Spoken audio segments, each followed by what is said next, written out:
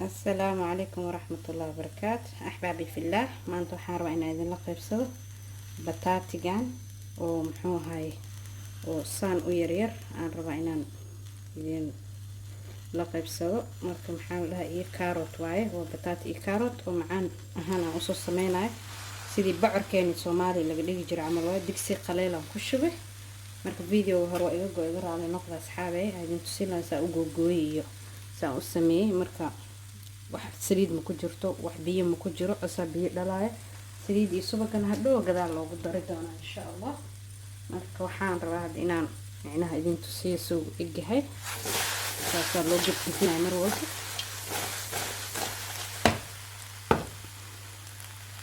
waxaan u jarjaray bataati waxaa waaye 4 xabo kaarod iyo 4 xabo bataati waa khafiif oo soo jar baradho ama bataati waxa u taqaanidba. marka insha Allah haddana waa gedgedinaynaa 5 daqiiqo waa inaan saas u gediyo 5 daqiiqo waa inaan saas u gediyaa because waxa rabaa labada dhinac inuu ka karo uusan gubanin insha Allah.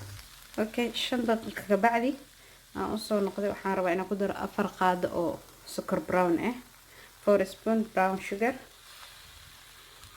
if you want to use white sugar adila waa isticmaal isku walaaqaya isku walaaqaya insha Allah. iskugu celcelina sokorta ayada biyo dhalayso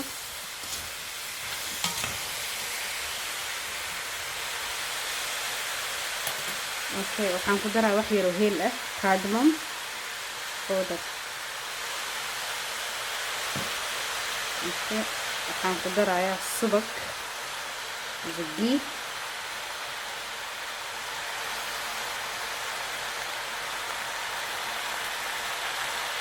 2 spoon of ghee خلاص intaasaan kusoo daraya marka dabkan usoo gaabinaya waa daboolaya isku huura keligiis asaa biyo dhalaya mujeedin not need water because the sugar is gonna make watery. sokorta waxay ka dhigi doontaa biyo.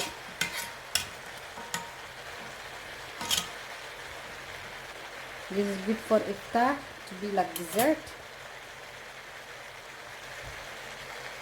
okay waan soo daboolaya dabkana usoo gaabinaya low heat. okay ما شاء الله تبارك الله 15 daqiiqo bacdi biyo la'aan wax la'aan saano noqday geedkii sida uu ekaad ما شاء الله aad u qurux badan yahay ما شاء الله iftaarka aad u fiican u jeedina noqonaya marka waa kaas diyaar waa ku afuri kartaa macaanka ku bilaabanayda ama ka dhigi kartaa saartid. asxaabteedii waa kan geedkii saxankan ku soo shubay waxaan hadda ku qurxinayaa zabiib ama raisin insha Allah sana loogu qurxinayaa.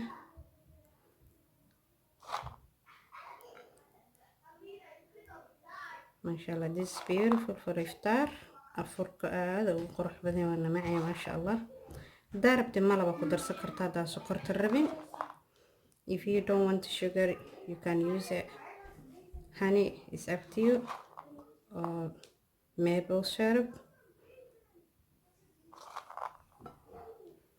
ما شاء الله تبارك الرحمن look how it's beautiful ما شاء الله تبارك الله. أصحابي إذا كاشين like comment and share وأنا مهتسنتين جزاك الله خيرا لجوجستين وكم مهتسنتين waxaan idin leeyahay soo dhawaada Ramadan Mubarak.